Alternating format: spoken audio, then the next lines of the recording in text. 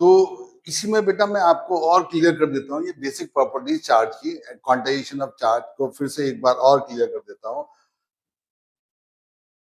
देखो, quantization of charge में बेटा अगर हम कहें कि किसी बॉडी का चार्ज क्या इतना हो सकता है,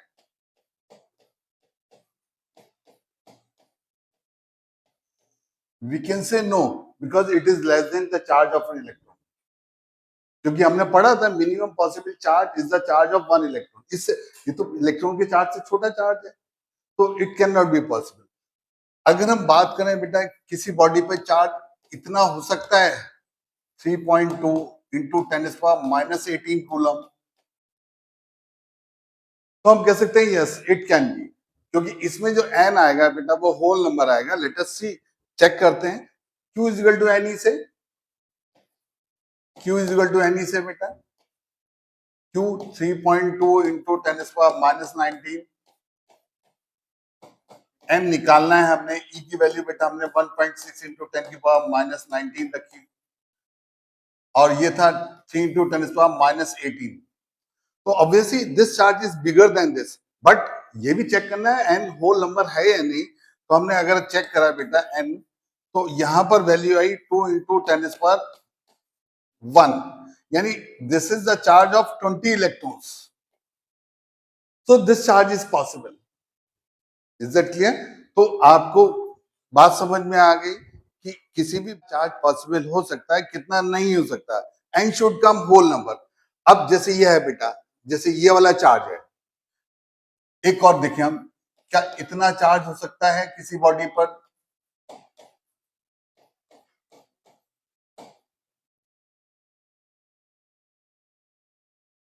क्या इतना चार्ज हो सकता है किसी बॉडी पर? तो Q is equal to N e fit करा बेटा,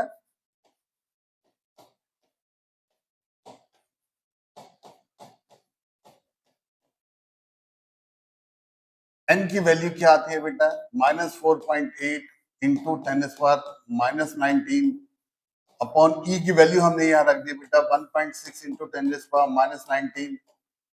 ये और ये कैंसिल हो गए, this is 3 electron, n is the whole number. So again this charge is possible. But जब हम मैक्रोस्कोपिक स्केल पे बात करते हैं, मैक्रोस्कोपिक, जैसे सपोज कोई हमसे कहता है -4.2 कूलम चार्ज होगा किसी बॉडी पर, it's a big amount of charge. तो मैक्रोस्कोपिक लेवल पर चार्ज का क्वांटाइजेशन एन जो है वो हम कह सकते हैं फॉलो नहीं करता, क्योंकि n will not be whole number, but in comparison to large number of electrons, fraction of electron का चार्ज नेग्लेक्ट कर देते हैं। बच्चों बात समझ में आ गई? माइक्रोस्कोपिक स्केल पे तो हमें पता कि एन होल नंबर होना चाहिए, बट जब हम मैक्रोस्कोपिक पे बात करेंगे तो -4.2 कूलम चार्ज की अगर हम बात करें बेटा, एन की वैल्यू देखें अगर, और ई की वैल्यू रखें 1.6 इंटू 10⁻⁻19, तो यहां पर आप देखेंगे एन की वैल्यू जो आती है बेटा 4.2 अपॉन 1.6 इंटू 10⁻19 ऊपर आ जाएगा। तो लार्ज नंबर ऑफ इलेक्ट्रॉन्स के कंपैरिजन में 10⁻19 बहुत लार्ज बड़ा नंबर है। In large number of electrons के कंपैरिजन में फ्रैक्शन ऑफ चार्ज को हम नेग्लेक्ट कर देते हैं। This is fraction of charge. Is that clear? तो हम ये कहते हैं बेटा कि मैक्रोस्कोपिक स्केल पर क्वांटाइजेशन ऑफ चार्ज वैलिड नहीं होता, बट वैलिड ना होते हुए भी हम नेग्लेक्ट कर देते हैं, because in comparison to large number of electrons, fraction of electrons का चार्ज को हम नेग्लेक्ट कर देते हैं। Is that clear? बच्चों बात समझ में आ गई सबको? इसके बाद मैंने आपको बेटा उसमें दूसरी प्रॉपर्टी भी बताई थी, कंजर्वेटिव नेचर ऑफ चार्ज, वो भी आपको समझ में आ गई होगी। ग्लास रॉड की एग्जांपल दी हमने, सिल्क के साथ, ऐसे बेटा हमने एबोनाइट रॉड की एग्जांपल दी वूल के साथ। दोनों में total charge before rubbing and total charge after rubbing is same, so it also follows conservative nature of charge. Got it? इतनी बात समझ में आ गई? तो जब भी कहीं लिखा हुआ है बेटा ये कि Q1 plus Q2 is equal to 0, बहुत बार बोर्ड में लिखा हुआ आता है Q1 plus Q2 is equal to 0, क्या सिग्निफाई कर रहा है? तो we shall state it is conservative nature of charge, this property. Right बच्चों, क्लियर हो गई बात? कोई डाउट तो नहीं? एडिटिव प्रॉपर्टी तो बहुत ही सिंपल है, वो मैंने आपको बताया कि किसी भी बॉडी पे चार्ज होगा, नेगेटिव होगा, पॉजिटिव होगा, उन सब का सम नेट चार्ज होगा। कि इसका मतलब चार्ज में एडिटिव प्रॉपर्टी भी है। Got it? आगे देखते हैं। Charge and mass of fundamental particles. Yes, this is in front of you. See now, this is in front of you. Charge and mass of fundamental particles. Got it? Visible है आपको? देखो बेटा, electron का charge, electron का charge e जो हमने लिखा है बेटा यहाँ पर, वो -1.6 इंटू 10 -19 कूलम लिखा है। तो यहाँ दो जगह माइनस आने का क्या मतलब है बेटा? ये वाला माइनस शो कर रहा है नेगेटिव चार्ज है, राइट बच्चों? और ये वाले जो माइनस क्या शो कर रहा है बेटा? Very small amount of charge.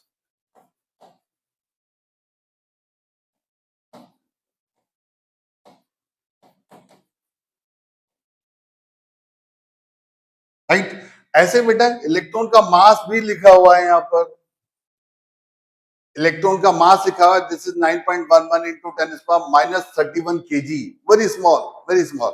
But याद रखेंगे क्योंकि हमें बहुत सारे क्वेश्चंस में बोर्ड में ये सब चीजें आपको दी हुई होंगी। इलेक्ट्रॉन का चार्ज कितना है, इलेक्ट्रॉन का मास कितना है, it will be given to in all values of constant. But हमें फिर भी याद रखना पड़ेगा। तो this is the mass of electron. Proton का चार्ज, प्रोटॉन की बात करें बेटा, तो प्रोटॉन का चार्ज प्लस ई है, this is minus e, this is plus e, तो प्लस 1.6 इंटू 10⁻19 कूलम। तो I think it will be clear to you. Proton electron से 1837 टाइम्स भारी है बेटा। तो प्रोटॉन का जो मास है, मास ऑफ प्रोटॉन, वो अप्रोक्सीमेटली 1.67 इंटू 10⁻27 kg है। इसी को हम अप्रोक्सीमेटली 1 U कहते हैं। 1 U का मतलब बेटा 1 AMU। Is that clear children? समझ में आ गई बात? न्यूट्रॉन कोई चार्ज नहीं, मास अप्रोक्सीमेटली, देखो थोड़ा सा डेसिमल की थर्ड प्लेस पे आप देख रहे हैं, डेसिमल की थर्ड प्लेस पे इसका मास ज्यादा है। तो 1.675, वो 1.673 था। तो न्यूट्रॉन प्रोटॉन से थोड़ा सा भारी है डेसिमल की थर्ड प्लेस पर, बट इसको भी हम अप्रोक्सीमेटली 1 U ही मानते हैं। Is that clear children? बात समझ में आ गई आपको? अब हम बात करते हैं बेटा अल्फा पार्टिकल की। एक और चीज मैं आपको बता दूं अल्फा पार्टिकल को डिस्कस करने से पहले कि इलेक्ट्रॉन, प्रोटॉन, न्यूट्रॉन, ये तो वो पार्टिकल है बेटा जो फ्री स्टेट में एग्जिस्ट करते हैं। बट कुछ ऐसे पार्टिकल हैं जो हम क्वांटम फिजिक्स में पढ़ते हैं, जो इलेक्ट्रॉन के चार्ज से छोटे हैं, प्रोटॉन के चार्ज से छोटे हैं। तो उनको हम यूज करके कैसे इलेक्ट्रॉन और प्रोटॉन का चार्ज बनाते हैं, उन चार्ज पार्टिकल्स को कहते हैं बेटा up quark and down quark. Is that clear? तो एक अपक्वार्क का चार्ज जो होता है बेटा +2e/3 होता है, और एक डाउनक्वार्क को डी से शो करते हैं, अपक्वार्क को यू से शो करते हैं, और इसका चार्ज -e/3 होता है। जो पहली हमारी एनसीईआरटी बुक थी उसमें ये भी था डिस्कशन, अब हटा दिया है, but it is very important to know, इसलिए मैं आपके साथ शेयर भी कर रहा हूं। तो अगर हम बात करें बेटा एक इलेक्ट्रॉन कैसे बना, एक इलेक्ट्रॉन का चार्ज कैसे बना, 1 इलेक्ट्रॉन, तो आप देख सकते हैं बेटा 1 इलेक्ट्रॉन कैसे बनेगा। एक अपक्वार्क, राइट बच्चों, एक अपक्वार्क और कितने डाउनक्वार्क? 5 डाउनक्वार्क।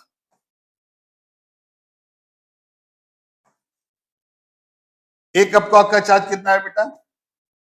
+2e/3। 5 डाउनक्वार्क का चार्ज कितना हो जाएगा? -5e/3। और इन सब का सम क्या आ जाएगा बच्चों? It will B -e। तो ये बात समझ में आ गई? यानी कि इलेक्ट्रॉन, प्रोटॉन फ्री स्टेट में एग्जिस्ट करते हैं, बट कुछ ऐसे पार्टिकल्स हैं, आप क्वार्क और डाउन क्वार्क कहते हैं उन्हें, वो फ्री स्टेट में एग्जिस्ट नहीं करते, बट उनसे ही मिलकर इलेक्ट्रॉन और प्रोटॉन बने हुए हैं। तो मैं आपसे ये इंपॉर्टेंट चीज शेयर कर रहा हूं बेटा। अब हम बात करते हैं प्रोटॉन की। तो आपने देख लिया एक इलेक्ट्रॉन किससे बना है, एक अप क्वार्क और 5 down quark. Is it clear? Proton किससे बना होगा? सोचो, सोचो प्रोटॉन किससे बना होगा, प्रोटॉन कैसे बना होगा बेटा, जल्दी से सोचो। तो हम कह सकते हैं दो अप क्वार्क और एक डाउन क्वार्क। दो अप क्वार्क का चार्ज क्या हो जाएगा बेटा, +4e/3, और एक डाउन क्वार्क का चार्ज क्या आ जाएगा बेटा, -e/3। और इसको जब हम सॉल्व करेंगे तो +e आ जाएगा। Is it clear? तो इलेक्ट्रॉन प्रोटॉन दोनों का पता लग गया। एक इलेक्ट्रॉन एक अप क्वार्क 5 डाउन क्वार्क से बना है, एक प्रोटॉन 2 अप क्वार्क और एक डाउन क्वार्क से बना है। देख रहे हैं आप? Is it clear? एक न्यूट्रॉन की बात करें अगर हम, आप कोशिश करें, और न्यूट्रॉन का चार्ज आपको पता है Q0 होता है, तो जीरो कैसे लाएं? अब आपको बहुत सिंपल सा दिख रहा होगा, एक अप क्वार्क और दो डाउन क्वार्क, एक अप क्वार्क दो डाउन क्वार्क, और एक अप क्वार्क का चार्ज बेटा +2e/3 और दो डाउन क्वार्क का charge -2e/3, and there sums to 0। बच्चों क्लियर हो गई बात? Is that clear?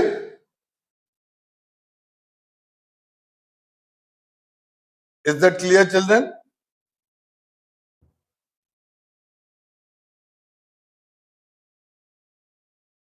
अब अगर हम बात करें बेटा, अगर हम बात करें बेटा अल्फा पार्टिकल की, देखो अल्फा पार्टिकल भी बहुत इंपॉर्टेंट है, बहुत बार डिस्कशन हुआ इसका अल्फा पार्टिकल का। अल्फा पार्टिकल बेसिकली है क्या बेटा? अल्फा पार्टिकल हीलियम एटम का न्यूक्लियस है, हीलियम एटम का न्यूक्लियस। और हीलियम का सिंबल क्या है बेटा? What is the symbol of helium? देखो, what is the symbol of helium? Helium का सिंबल है बेटा 2He4। हीलियम का सिंबल 2He4 है।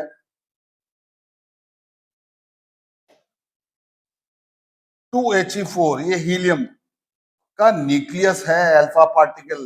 देखो सामने आप पीडीएफ पर देखो क्या लिखा हुआ है। अब इसका न्यूक्लियस है, इसका मतलब इसका Z हो गया 2 और A हो गया 4, तो दो प्रोटॉन है, दो ही इलेक्ट्रॉन है, दो ही न्यूट्रॉन है। तो अल्फा पार्टिकल को हम जनरली डबली आयनाइज हीलियम आयन कहते हैं। डबली आयनाइज का मतलब दोनों इलेक्ट्रॉन निकल गए, तो डबली आयनाइज हीलियम आयन। तो सिर्फ क्या रह गया, न्यूक्लियस। न्यूक्लियस में दो प्रोटॉन दो न्यूट्रॉन है बेटा। दो प्रोटॉन का चार्ज, तो चार्ज ऑफ अल्फा पार्टिकल अगर हम बात करें बेटा, तो दो प्रोटॉन का चार्ज +2e और दो प्रोटॉन दो न्यूट्रॉन है, तो मास ऑफ अल्फा पार्टिकल देखें बेटा, मास ऑफ अल्फा पार्टिकल तो वो 4u आ गया, क्योंकि एक प्रोटॉन और एक न्यूट्रॉन का मास अप्रोक्सीमेटली आपने देखा था 1u है। Is it clear? तो चार, दो प्रोटॉन है दो न्यूट्रॉन है, टोटल मास 4u हो गया। तो Q ऑफ अल्फा क्लियर हो गई बात आपको, M ऑफ अल्फा, दोनों बातें क्लियर हो गई बच्चों। Very important to know about, so I have discussed it. आगे देखते हैं और क्या क्या है। Practically used unit of charge, it is also very important. मैंने आपको बताया था 1 coulomb charge is a very big amount of charge, पूरी अर्थ पर इतना चार्ज नहीं होता। तो प्रैक्टिकली जो हम चार्ज लेते हैं बेटा, वो 1 कूलम से बहुत छोटा होता है। प्रैक्टिकली जो हम चार्ज लेते हैं वो 1 कूलम से बहुत छोटा होता है। जैसे फॉर एग्जांपल मैं आपको बता रहा हूं 1 milli coulomb, this is 10⁻³ coulomb. फिर बेटा 1 micro coulomb, this is 10⁻⁻6 coulomb. फिर 1 nano coulomb, this is 10⁻⁻9 coulomb. Then 1 pico coulomb, 10⁻⁻12 coulomb. ये तो आपको पता ही होना चाहिए, क्योंकि बहुत सारे क्वेश्चंस में चार्ज की वैल्यू पिको कूलम में लिखी होगी, नैनो कूलम में लिखी होगी। और जब भी हम कोई फार्मूला यूज करते हैं बेटा, जब भी हम कोई फार्मूला यूज करते हैं, उसमें सारी वैल्यूज ऐसा यूनिट में होनी चाहिए, तो हमें उनको कूलम में कन्वर्ट करना ही पड़ेगा। And that's why we should know the relation. तो practically use unit of charge जो है बेटा, वो 1 कूलम से बहुत छोटी वैल्यूज हैं, like milli coulomb, milli coulomb small m, micro coulomb, nano coulomb, this is 1 millicoulomb, 1 millicoulomb ऐसे लिखते हैं बेटा, 1 मिलीकूलम। ऐसे 1 माइक्रोकूलम, माइक्रोकूलम। फिर बेटा 1 नैनोकूलम,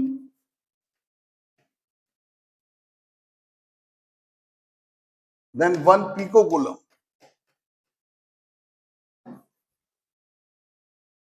राइट बच्चों, बात समझ में आ गई आपको? तो प्रैक्टिकली यूज जो है बेटा यूनिट ऑफ चार्ज वो बहुत छोटी होती है in comparison to coulombs. 1 coulomb is very big amount of charge. आगे देखते हैं बेटा हम differences between charge and mass. फिर से देखो बेटा एक और इंपॉर्टेंट चीज आई, differences between charge and mass. मैं थोड़ा सा मैग्नीफाई कर देता हूं। अब देखो सबसे पहली बात आई थिंक आपको विजिबल होगा। पहला डिफरेंस तो यही है बेटा कि चार्ज पॉजिटिव और नेगेटिव दोनों नेचर का होता है, जबकि मास न्यूट्रल होता है, मास में कोई साइन नहीं होता। Is that clear? दूसरी इंपॉर्टेंट बात बेटा, charge does not very with speed of the charge particle. अगर कोई चार्ज पार्टिकल दौड़ने लग जाए, चलने लग जाए, इलेक्ट्रॉन अगर किसी ऑर्बिट में घूम रहा है, तो ये नहीं है उसका मास चेंज हो जाएगा। Are you getting my point? Clear है? तो किसी भी चार्ज पार्टिकल का मास चेंज नहीं होता, जबकि आइंस्टाइन थ्योरी ऑफ रिलेटिविटी ये कहती है बेटा कि किसी भी मास पार्टिकल का मास स्पीड के साथ साथ बढ़ता जाता है। जैसे ये रिलेशन है बेटा, m is equal to m naught under root 1 minus v square by c square. Very important relation. इसमें m क्या है बच्चों? m है mass of body, moving body जो मूव कर रही है। m naught mass at rest condition, यानी जब बॉडी रुकी हुई है। राइट बच्चों? v बेटा स्पीड ऑफ ऑब्जेक्ट है,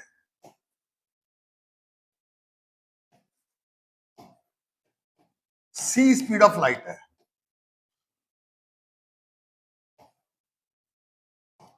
तो अगर किसी ऑब्जेक्ट की स्पीड v जो है बेटा मच लेस देन c है, तो हम नियरली m को m नॉट ही ले लेते हैं। मच लेस देन c का मतलब ये चीज बेटा मच लेस देन 1 हो जाएगी।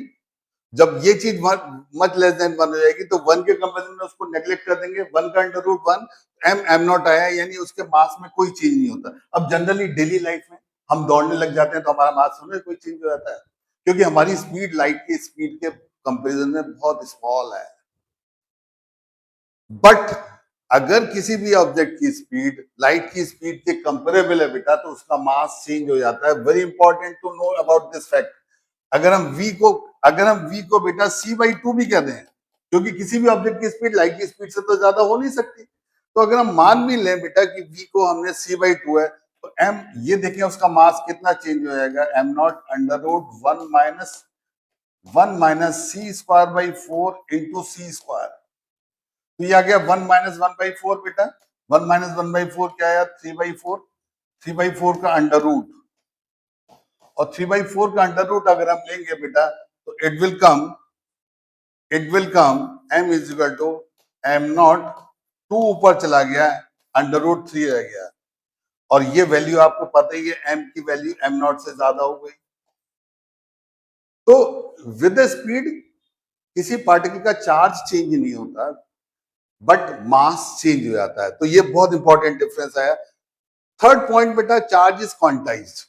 ये तो अभी हमने पढ़ा कि चार्ज किसी बॉडी पे होगा तो इंटीग्रल मल्टीपल होगा इलेक्ट्रॉन के चार्ज का। इसके अलावा ऐसा नहीं है कि n की वैल्यू बच्चों 4.6 नहीं आ सकती, n की वैल्यू 4.6 नहीं आ सकती, जबकि मास में ऐसा कुछ भी नहीं है। मास क्वांटाइज्ड होगा ऐसा नहीं है, मास किसी का मल्टीपल होगा ऐसा नहीं है। मास कितना भी लेस हो सकता है, कितना भी ज्यादा हो सकता है। जबकि चार्ज में अगर हम बात करें, हमने कहा था ना इलेक्ट्रॉन के चार्ज से कोई छोटा चार्ज नहीं हो सकता, लेकिन मास में ऐसा नहीं है। मास में किसी भी पार्टिकल का मास इलेक्ट्रॉन के मास से कुछ भी छोटा हो सकता है। So there is no such limit. Charge is conservative nature. आपने देखा था Q1 plus Q2 is equal to 0। एक बॉडी, पहले दोनों बॉडी न्यूट्रल थी, अब एक पे पॉजिटिव आया, दूसरे पे नेगेटिव आया, उनका सम अभी भी 0 है। तो वो conservative nature of charge show करता था। जबकि मास अकेला कंजर्व नहीं होता, मास को हम एनर्जी में कन्वर्ट कर सकते हैं। तो this is written with relation E is equal to mc square. बच्चों बात समझ में आ गई? तो मास अकेला कंजर्व नहीं होता। Nature of forces between two charge particle, yes this is very important. कई बार एग्जाम में पूछ लेता है बेटा, give the similarities and dissimilarities between electrostatic and gravitational force. You can note down, electrostatic force can be positive and negative, यानी कि it may be repulsive, it may be attractive, जबकि gravitation force is always attractive. Gravitation force is always attractive, यानी कि कोई भी दो मास particle हम आपस में, पूरे यूनिवर्स में कोई भी दो मास पार्टिकल, इवन हम और आप भी लोग खड़े हुए हैं, अगर हम भी आपस में एक दूसरे को अट्रैक्ट करना है, बट टकराते क्यों नहीं है? क्योंकि ग्रेविटेशन फोर्स कम मास की बॉडीज के लिए बहुत वीक होता है, और वो वीक फोर्स हमारे फ्रिक्शन वाले फोर्स को ओवरकम नहीं कर पाता, इसलिए सारी बॉडी टकराती नहीं है। वरना सारी बॉडी आपस में जुड़ जाए, अगर हम पास पास बैठे हैं तो हम सब आपस में अट्रैक्ट होकर एकदम जुड़ जाएंगे, अगर ग्रेविटेशन फोर्स स्ट्रांग होता है। तो gravitation force is always attractive in nature, जबकि electrostatic force attractive as well as repulsive है। Is that clear? दूसरी इंपॉर्टेंट बात बेटा, दूसरी इंपॉर्टेंट बात, gravitational force does not depend upon medium between the two masses. ये आपको बताऊंगा मैं। Gravitational force does not depend upon medium between two masses, but electrostatic force depends upon the medium between the two charges. ये दो similarities हो गई बच्चों। एक और सिमिलरिटी बताता हूं, ग्रेविटेशन फोर्स और इलेक्ट्रोस्टैटिक फोर्स दोनों कंजर्वेटिव नेचर के हैं, दोनों कंजर्वेटिव नेचर के हैं। आपने 11th क्लास में पढ़ा होगा वर्क एनर्जी एंड पावर वाले चैप्टर में, कंजर्वेटिव फोर्सेस कौन से होते थे? जिन फोर्सेस में work done in carrying a point, in carrying a mass from one point to another does not depend upon path followed by the mass. दूसरी important property क्या थी? दूसरी इंपॉर्टेंट प्रॉपर्टी ये थी बेटा कि in carrying an object from one point to another along the conservative force is zero along close path. समझ में आया बेटा? तो कंजर्वेटिव फोर्स की वही प्रॉपर्टी है जो आपने 11th में पढ़ी थी। कंजर्वेटिव फोर्स, पहली बात तो पाथ पे डिपेंड नहीं करता, दूसरी बात क्लोज पाथ में वर्क डन हमेशा 0 होता है। जबकि non conservative force frictional force था, air friction. Conservative force, spring का फोर्स भी कंजर्वेटिव था। आपको याद हो, शायद आपने पढ़ा होगा, वर्क डन पे स्प्रिंग क्या होता था बेटा? -12 kx²। अगर हम स्प्रिंग को स्ट्रेच कर रहे हैं, क्योंकि स्प्रिंग का वर्क डन हमेशा, हमारा वर्क डन +12 kx² होता था, स्प्रिंग का वर्क डन -12 kx² होता था। तो स्प्रिंग का फोर्स भी कंजर्वेटिव नेचर का था। Is that clear? तो कौन कौन से फोर्सेस कंजर्वेटिव नेचर के हो गए? ग्रेविटेशन फोर्स, इलेक्ट्रोस्टैटिक फोर्स और स्प्रिंग फोर्स, ये तीनों कंजर्वेटिव नेचर के। जबकि अगर हम नॉन कंजर्वेटिव नेचर की बात करें बेटा, frictional force, viscous force, viscous force भी फ्रिक्शनल फोर्स है बेटा, वो नॉन कंजर्वेटिव नेचर के होते हैं। तो डिसिमिलरिटी की अगर हम बात करें इलेक्ट्रोस्टैटिक और ग्रेविटेशन फोर्स में, तो सबसे बड़ी डिसिमिलरिटी यही है कि gravitation force depends, does not depend upon mass between the two, medium between the two masses. Electrostatic force depends upon the medium between the two charges. Gravitation force is always attractive in nature, जबकि electrostatic force attractive as well as repulsive है। Got it? समझ में आ गई बच्चों बात? तो next video में देखते हैं, इज इट क्लियर? आपको ये बात अच्छी तरह समझ में आ गई? देन ओनली, और अगर कोई डाउट है, you can message me, I will explain it again. चिंता ना करो, हमें मार्क्स बढ़िया लाने हैं, हमें कॉन्सेप्ट हमारा बढ़िया स्ट्रांग होना चाहिए, हमें किसी भी बुक के क्वेश्चन आने चाहिए, चाहे वो SC वर्मा है, चाहे वो NCERT है, चाहे वो एग्जाम्पलर है, चाहे वो कोई भी बुक है, किसी भी MCQ बुक, हमें उसके क्वेश्चंस आने चाहिए अगर हमारा कॉन्सेप्ट क्लियर है, अगर हमारे चैप्टर्स क्लियर है। मेरी जो 2 टाइप की क्लासेस होंगी वो इसी टाइप से होंगी। एक में मैं सिर्फ बोर्ड लेवल का ही आपको बताऊंगा, लेकिन बोर्ड लेवल से भी अच्छी अच्छी चीजें वो भी शेयर करूंगा, जो इंपॉर्टेंट चीजें। लेकिन दूसरी क्लास में सिर्फ कंपटीशन की ही बात करेंगे। राइट बच्चों, क्लियर है? तो जब भी यूज आएगा I will share with you. आगे देखते हैं, सारे पॉइंट समझ में आ गए आपको, डिफरेंसेस बिटवीन चार्ज एंड मास। आगे देखते हैं बेटा।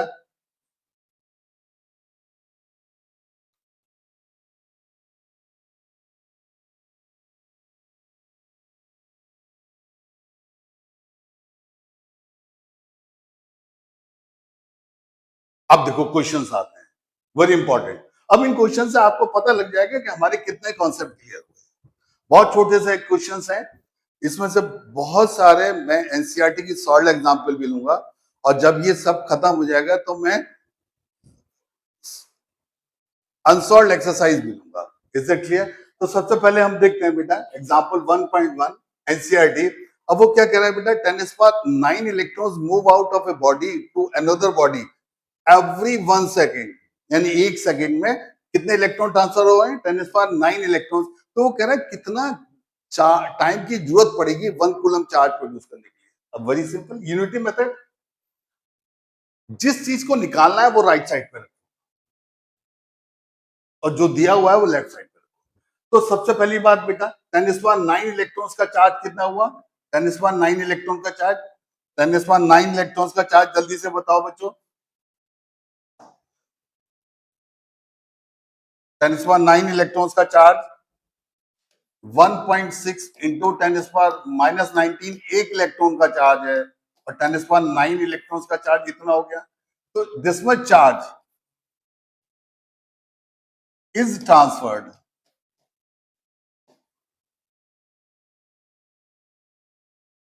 इन 1 सेकेंड। तो आपने देखा हमें टाइम, जो चीज हमें निकालनी है वो हमने राइट साइड पर रखी है। इसी को कहते हैं यूनिटी मेथड। रटो मत किसी चीज को, आसानी से समझो how we can find out. तो इतना चार्ज, एंड इस चार्ज को क्या करेंगे बेटा, 1.6 इंटू 10⁻⁻10 कूलम, इतना charge is transferred in 1 second. फिर 1 coulomb is transferred 1 upon 1.6 into 10⁻⁻10 unity method. भाई आपने 12 बनानास 60 रुपीज में लिए, तो एक बनाना 60 डिवाइड बाई 12, सिमिलर मेथड बेटा। तो इतने कूलम का चार्ज 1 सेकेंड में ट्रांसफर हुआ, 1 कूलम का चार्ज कितनी देर में ट्रांसफर होगा बेटा? हमें 1 कूलम का चार्ज ही तो निकालना है। तो कितनी देर में ट्रांसफर होगा? ये आ गया बेटा 10⁻10 अपॉन 1.6। इसको हमने अप्रोक्सीमेटली लिख दिया बेटा 10 इंटू 10⁹ अपॉन 1.6। और 1.6, 10 को 1.6 से डिवाइड करेंगे, अप्रोक्सीमेटली 6 पॉइंट समथिंग आएगा इंटू 10⁹ इतना ज्यादा टाइम लगेगा 1 कूलम के चार्ज को प्रोड्यूस करने के लिए। Got it? समझ में आया बेटा? 10⁹ अब एक दिन में 86400 सेकेंड होते हैं in a day. In a day, in a day 86400 second होते हैं। इसको हम क्या लिख सकते हैं बेटा, 8.6 इंटू 10⁻4 सेकेंड। अब 10⁹9 सेकेंड देखो ना आप, कितना ज्यादा टाइम होगा अगर इस रेट से इलेक्ट्रॉन ट्रांसफर हो। Is that clear? समझ में आ गई? दूसरा क्वेश्चन देखें बेटा, अगर हम सेकंड क्वेश्चन देखें, अगर हम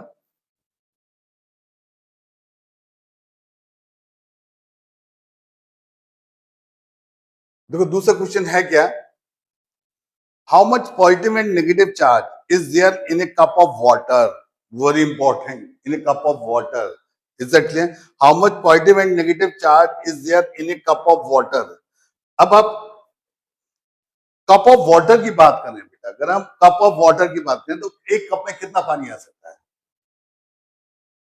एक कप में अप्रोक्सीमेटली 250 ml, और 250 ml, और आपको पता है 1 ml बेटा 1 cc होता है। तो सबसे पहली बात हम ये कह सकते हैं in a cup,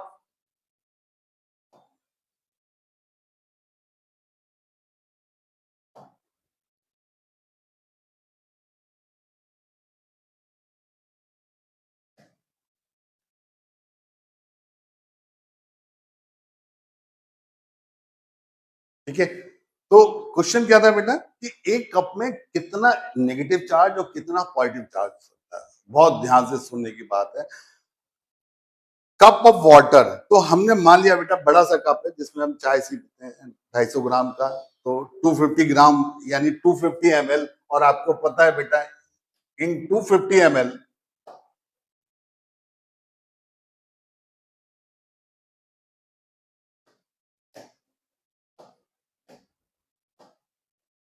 in 250 ml 250 ml, तो हम अप्रोक्सीमेटली 250 ग्राम लिख सकते हैं बेटा। क्यों लिख सकते हैं? एमएल तो वॉल्यूम है, क्योंकि बेटा 1 ml अप्रोक्सीमेटली 1 cc है। मास क्या होता है बेटा? Volume into density. 1 cc volume हो गया सेंटीमीटर क्यूब, और वाटर की डेंसिटी आपने पढ़ी होगी 11th क्लास में 1 ग्राम पर सेंटीमीटर क्यूब होती है। तो सेंटीमीटर क्यूब से सेंटीमीटर क्यूब कट गया, तो मास कितना आ गया? 1 ग्राम। यानी 1 cc का मास 1 ग्राम होता है, तो 250 ml 250 cc का मास 250 ग्राम हो गया। यही मैंने आपको यहाँ पर लिखा है। अब देखो बेटा, वाटर को देखें अगर हम, तो वाटर का मॉलिक्यूलर मास, वाटर का मॉलिक्यूल जो है H2 है, उसमें बेटा 2 हाइड्रोजन एटम है, 2 हाइड्रोजन एटम है, 1 ऑक्सीजन एटम है। एक हाइड्रोजन एटम में 1 इलेक्ट्रॉन है, दूसरे हाइड्रोजन में 1 इलेक्ट्रॉन है, और ऑक्सीजन में आपको पता है 8 इलेक्ट्रॉन्स होते हैं। तो इन अ मॉलिक्यूल कितने इलेक्ट्रॉन्स हो गए बेटा?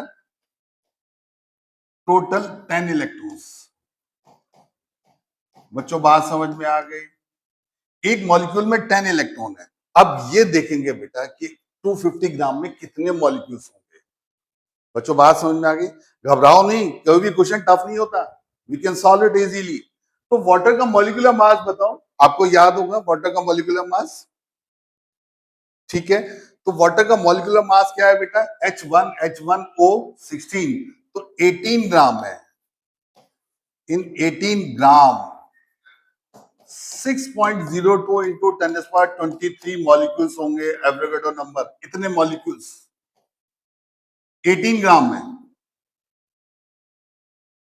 Is that clear? वाटर का मॉलिक्यूलर मास 18 ग्राम है, 6.02 इंटू 10⁻23 मॉलिक्यूल्स होंगे इन 18 ग्राम। इन 1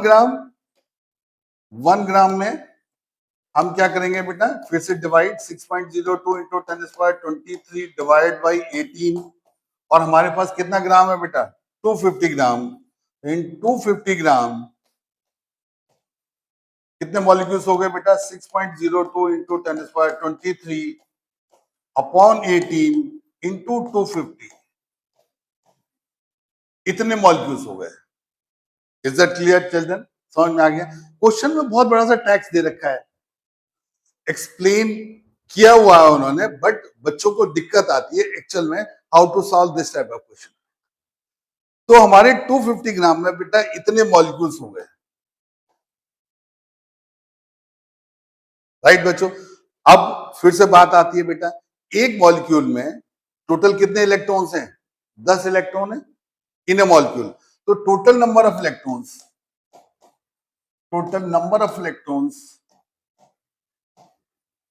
इन 250 ग्राम ऑफ वाटर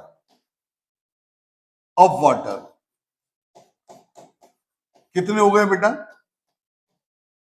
हमने कितने मॉलिक्यूल्स निकाले 250 ग्राम में? 250 इंटू 6.02 इंटू 10⁻23 डिवाइडेड बाई 18, कितने मॉलिक्यूल से? और एक मॉलिक्यूल में कितने इलेक्ट्रॉन्स है? 10। इतने इलेक्ट्रॉन्स हो गए, दीज मनी इलेक्ट्रॉन्स। और मॉलिक्यूल तो आपको पता ही न्यूट्रल होता है, तो जितने इलेक्ट्रॉन्स होंगे उतने ही प्रोटॉन्स होंगे, तो जितने नेगेटिव चार्ज होगा उतना ही पॉजिटिव चार्ज। अब ये आगे बेटा एन की वैल्यू, कितने इलेक्ट्रॉन्स आ गए, चार्ज नेगेटिव टोटल कितना होगा? Q is equal to NE। बच्चों बात समझ में आ गई? तो आप क्या करोगे बेटा, इसको सिर्फ, इसको ये जो वैल्यू हमें एन की आई, इस वैल्यू को मल्टीप्लाई कर देंगे 1.6 इंटू 10⁻19 से, कूलम लिख देंगे और यहां नेगेटिव लिख देंगे, इतना नेगेटिव चार्ज होगा। 250 ग्राम ऑफ वाटर में। ऐसे ही अगर हम पॉजिटिव चार्ज की बात करें बेटा, तो जितना नेगेटिव चार्ज होता है उतने, क्योंकि ऑल मॉलिक्यूल्स आर न्यूट्रल, तो इतना ही पॉजिटिव चार्ज होगा। इज दैट क्लियर बच्चों? बात समझ में आ गई? फिर से एक बार एक्सप्लेन कर देता हूं। 250 ml में 250 ग्राम होंगे, 1 ml में 1 cc होता है, मास वॉल्यूम इनटू डेंसिटी होता है, वॉल्यूम 1 cc, डेंसिटी 1 ग्राम पर cc, 1 ग्राम आ गया, यानी 1 ml का मास 1 ग्राम आ गया, और हमारे पास 250 ml थे तो 250 ग्राम आ गया। और वाटर का मॉलिक्यूलर मास आपको पता ही है 18 ग्राम। 18 ग्राम में इतने मॉलिक्यूल्स, 1 ग्राम में इतने डिवाइडेड बाई, तो 250 ग्राम में इतने मॉलिक्यूल्स, और एन की वैल्यू आ गई। एक मॉलिक्यूल में आपको पता है 10 इलेक्ट्रॉन है, अभी हमने सबसे पहले देखा इन मॉलिक्यूल देयर आर 10 इलेक्ट्रॉन्स, तो इतने 10 से मल्टीप्लाई कर दिया, इतने इलेक्ट्रॉन्स आ गए। इसी से मल्टीप्लाई कर देंगे तो इतने ही प्रोटॉन्स आ जाएंगे, same number of protons also. जितने इलेक्ट्रॉन्स हैं same number of protons.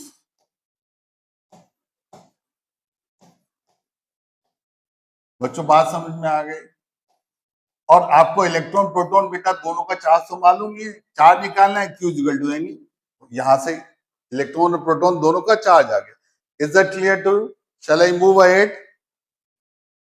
Right, अब हम आगे देख लेते हैं बेटा।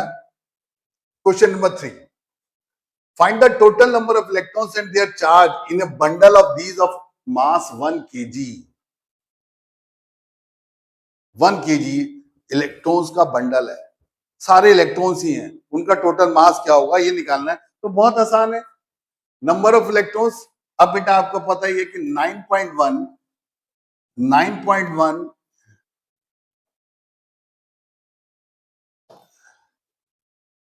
9.1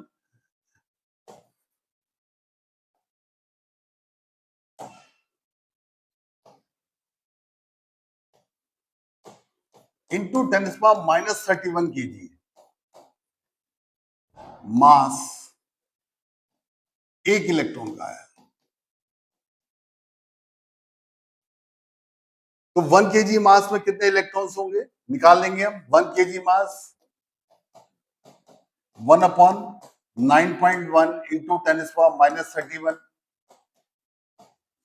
इसको हम लिख देंगे बेटा 10/9.1 इंटू 10⁻13 इलेक्ट्रॉन्स। इतने इलेक्ट्रॉन्स होंगे 1 kg बंडल में, इतने इलेक्ट्रॉन्स होंगे। अब वो कह रहे हैं find the total number of electrons and their charge भी तो पूछा है। ये किसकी वैल्यू आई बेटा? इलेक्ट्रॉन्स आ गए ना, इसका मतलब एन की वैल्यू आई। This is the value of N, और हमें चार्ज निकालना है, Q is equal to N E. Very simple. तो 10/9.1 इंटू 10⁻30 ई से मल्टीप्लाई कर दिया बेटा 1.6 into 10⁻−19 coulomb. Is it clear? इतना टोटल चार्ज होगा, और ये चार्ज कैसा होगा? नेगेटिव, तो नेगेटिव भी लगाएंगे वरना मार्क्स कटेंगे। हमें हर चीज का ध्यान रखना है। कैलकुलेशन कर देना, एग्जाम में टाइम बचे कैलकुलेशन कर दिया करो। कैलकुलेशन भी बहुत आसान होती है बेटा, रफली। जैसे यहाँ पर 10⁻30 है, 10/9.1 अप्रोक्सीमेटली 1.1 आएगा। 1.1 को 1.6 से मल्टीप्लाई करेंगे तो अप्रोक्सीमेटली 1.8, 1.9 या 2 आएगा। तो अप्रोक्सीमेटली अगर हम कहें बेटा तो ये आ गया 2 इंटू 10⁻19, और 30 को देखें बेटा तो 2 इंटू 10⁻11। Is it clear? ये चार्ज होगा टोटल, इतने coulomb charge in A bundle of electrons जिनका टोटल मास 1 kg है। Is that clear? समझ में आ गई बच्चों बात? नेक्स्ट क्वेश्चन देखते हैं। If glass rod possesses plus 3.2 नैनोकूलम, नैनोकूलम देखो यूज आ गया ना उसी बात का जो मैं आपसे कह रहा था। Practically use unit of charge 1 coulomb से बहुत छोटी होती है। Nanocoulomb charge is there a lack of electrons on the rod. अब बेटा मैंने आपको पता ही, इलेक्ट्रॉन आते हैं किसी बॉडी पे तो वो नेगेटिवली चार्ज होती है, इलेक्ट्रॉन जाते हैं तो पॉजिटिवली चार्ज होगी। तो अगर इतना कूलम चार्ज है, Q की वैल्यू अगर प्लस 3.2 नैनो कूलम है बेटा, तो हम कहेंगे इस पे लैक ऑफ इलेक्ट्रॉन्स है। और कितने इलेक्ट्रॉन्स का लैक है ये निकालना है अगर हमने, कितने इलेक्ट्रॉन्स का लैक है बेटा, तो हम निकाल सकते हैं Q इक्वल टू Ne से, वेरी सिंपल। Q को 3.2 कूलम लिख दिया, N की वैल्यू हमने निकाल दी बेटा, E की वैल्यू रख दी हमने 1.6 इंटू 10⁻⁻19। तो ये आया approximately N is equal to आया बेटा 2 इंटू 10⁻19। Is that clear? तो पूछ कर रहा है glass rod possesses this much coulomb of charge, is there a lack or excess of electron? So we should say lack of electron on the rod. Find their numbers, number निकाल दिया बेटा हमने, कितना नंबर आ गया, ये number आ गया बेटा। And also calculate by how much amount mass of the rod is decreased or increased in comparison to original mass. अब बेटा अगर किसी चीज पे पॉजिटिव चार्ज आता है तो इलेक्ट्रॉन जाते हैं या आते हैं, ये बात अभी हमने पढ़ी, इलेक्ट्रॉन उससे जाते हैं, तो इसका मतलब उसका मास कम हुआ होगा, और एक इलेक्ट्रॉन का मास हमें मालूम है, तो कितना मास कम हुआ होगा उसका वो हम निकाल सकते हैं बेटा, delta loss in mass, loss in mass, हमें एक इलेक्ट्रॉन का मास मालूम है बच्चों, एक इलेक्ट्रॉन का मास क्या है बेटा 9.1 इंटू 10⁻⁻31 kg, और कितने इलेक्ट्रॉन्स हैं 2 इंटू 10⁻19 इलेक्ट्रॉन्स हैं, तो इतने केजी मास कम हुआ होगा उसका, 10⁻19, 10⁻31, 10⁻12, 10⁻12 बहुत छोटा मास है, यानी उसे पता ही नहीं लगेगा इतना मास कम हुआ, it is very small mass. But actually बेटा अगर कोई बॉडी चार्ज होती है, चाहे पॉजिटिव चार्ज है चाहे नेगेटिव चार्ज है, that is always transfer of electron, उसका मास हमेशा चेंज होता है, that we have seen in this example. Okay fine, आगे देखते हैं। हमने सब चार्ज के बारे में पढ़ा, चार्ज की प्रॉपर्टीज क्या है, चार्ज कैसे प्रोड्यूस करते हैं, और चार्ज और मास में डिफरेंसेस क्या है। अब बेसिकली बेटा हम इस चैप्टर में, फर्स्ट चैप्टर में मेन इंपॉर्टेंट टॉपिक पे आते हैं, कूलम्स लॉ, वो मैं नेक्स्ट वीडियो में आपको शेयर करूंगा, और हमारा टेलीग्राम चैनल भी बहुत जल्दी बनना है, और उसमें आपको सारे चैप्टर वाइज नोट्स मिलते जाएंगे, जैसे जैसे वीडियोस अपलोड होती जाएंगी वैसे वैसे आपको सारे नोट्स मिलते जाएंगे। बट बेटा साथ साथ आपको भी उन नोट्स में भी ये जो क्वेश्चन मैं करा रहा हूं उससे डिफरेंट क्वेश्चंस हैं, those are also easy to difficult questions, but मैं फिर से कहूंगा इजी क्वेश्चंस भी करो बट थोड़े से डिफिकल्ट भी करो, करियर उन्हीं में बनेगा।